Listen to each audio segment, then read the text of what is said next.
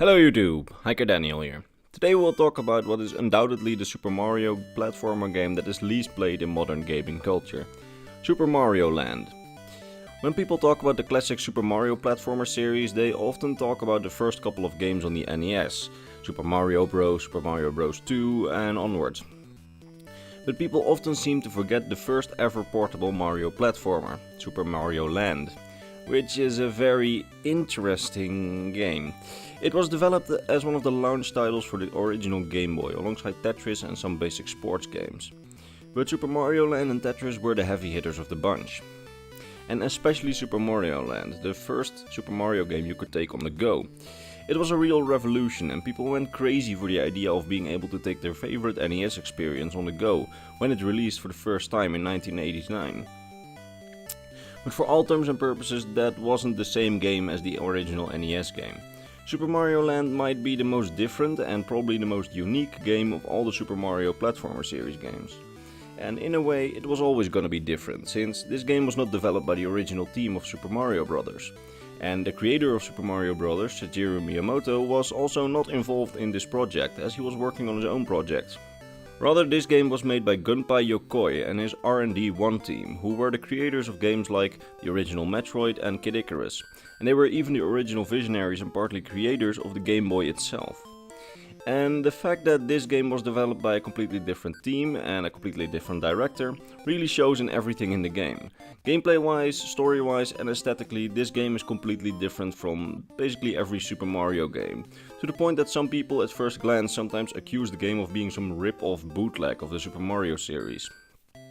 For Mario's first platformer on a handheld, Yokoi and his team decided to go in a completely different direction. Rather than trying to make a standard Super Mario game for the system, they made something a little different. For one, they ditched Bowser, Peach, the Mushroom Kingdom, 1-Up mushrooms, and they introduced newer elements into the series that would never or rarely be seen back again in the series. Now, the game's story, picked up from the original instruction booklet, tells us that there once was a peaceful land named Sarasa Land, which existed out of 4 kingdoms, which will be the worlds that Mario will traverse during his journey. Now, Sarasa Land got attacked by a space monster named Tatanga, which tried to conquer Sarasa Land by hypnotizing the people of the land. He then wanted to marry Princess Daisy and make her his queen. Mario then travels through Sarasa Land to try and save Daisy. The story as presented in the booklet ends with: "Can Mario defeat Tatanga, release the people from his interstellar hypnosis and rescue Princess Daisy? It's all up to you and Mario's skill. Go for it, Mario." This story setup is really different from any of the Super Mario games that we know. I mean, interstellar hypnosis. I can kind of understand why some people would be confused by it and might think that it's just some bootleg Super Mario game. And not only the story is different, the gameplay is different as well. Well, the basics of traverse level, go to next level, eventually try and save the princess at the end of a level, and then go to the next world because the princess is in another castle. That's all still the same from the previous games. Super Mario staples like Koopas and Goombas are also present, but they take a step back in their significance and also have rather weird new names, but they still have the same appearance in the instruction booklet. And rather, the main enemies of this game are original enemies like walking statues, spiders and flies that drop arrows on your head. Even the enemies we know, the Koopas, work completely differently.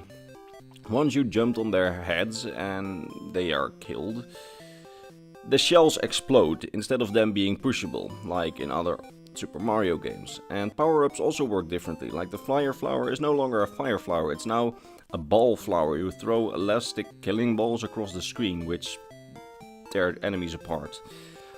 Oh, and by the way, this game also has UFOs, something you would not really see in a regular Super Mario game.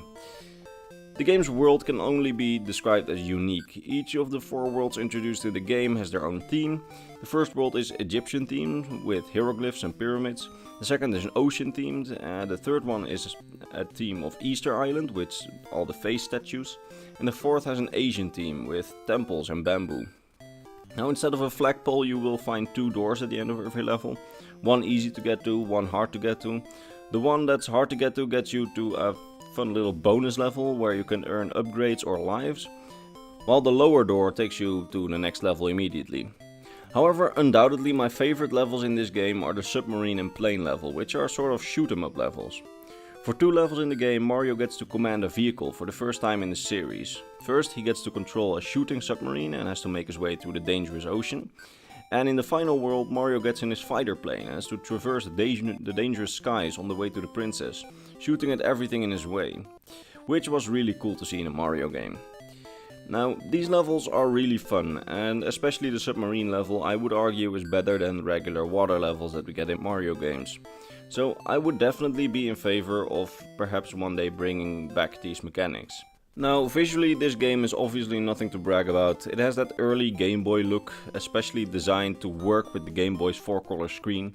It said that because of the color limitations they could not create a mushroom that looked differently enough from the standard mushroom, and thus removed the 1-up mushroom and rather made hearts instead of mushrooms for 1-ups. They had to make more smaller graphical cuts next to the immense resolution downgrade due to the Game Boy's small screen, which makes Mario extremely small. I don't really know what else to say other than this is a really good Super Mario game for the time.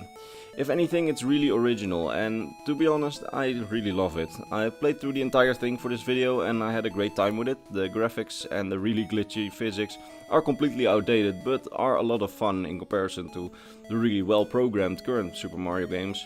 I mean, this game is more of a novelty, but there's a lot of fun to be had with the game.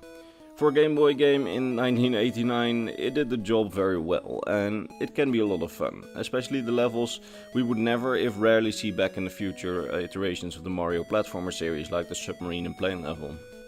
Oh, and by the way, did I talk about the soundtrack of this game? It's been under this video all the time, and in my opinion, it's one of the most unique and fun Mario soundtracks composed. And it's been composed by the same man who did the Dr. Mario music, Hirosaku Tanaka, who is an absolutely great composer. Now, while this game absolutely does not hold up in modern gaming culture, it's a classic game, and I absolutely adored my short time playing with it, if just for the old graphics nostalgia. The gameplay may be glitchy and feel a bit off, but that's the fun thing about this game, which makes it even more unique. And that was a short but sweet retrospective of Super Mario Land, Mario's first platformer on a handheld. If you liked it, consider staying for my next Nintendo history video, or maybe watch some of my older ones. If not, well, the time we had here had been fun, I suppose, at least for me. Now I need to get back to catching weak rock type Pokemon, so I'll see you next time. Bye bye.